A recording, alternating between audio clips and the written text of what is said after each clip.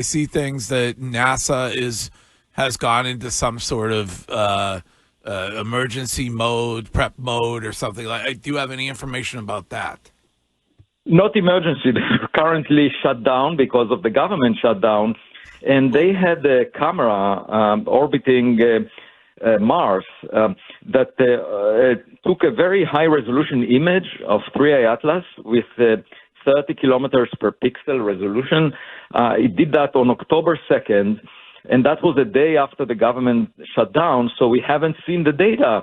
And I very much would like to see this image because, a picture is worth 1,000 words. Yes. But yesterday, there was an announcement by an organization called the International Asteroid Warning Network, right.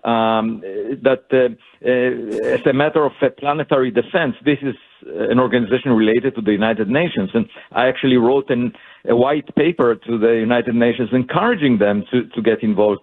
So they will now have a campaign observing this object between November 27th and January 27th so that we can get the most information about it. Now, what about those naysayers, Doctor, who say this is just a comet or this is just an asteroid? Why are we scaring everybody about an alien mothership?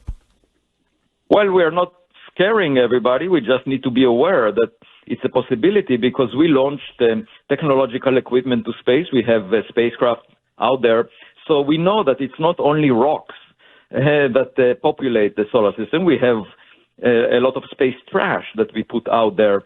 And if we did it over the past 50 years, someone else might have done it. We may have a neighbor, and we might find, a tennis ball that was thrown by a neighbor in our backyard.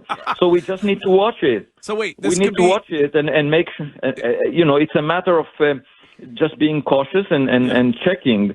And the fact that this object is weird, it has 8 anomalies, and I listed them on medium.com. I write an update about this object every few days, and you can read it there.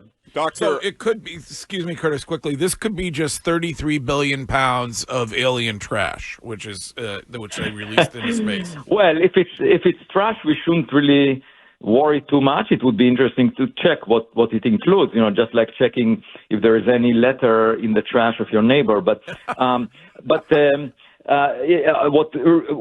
should be of concern is if it's a functional device, if it's alien technology that could pose a threat. And obviously, no politician will do anything about it until the first encounter. Once we identify a piece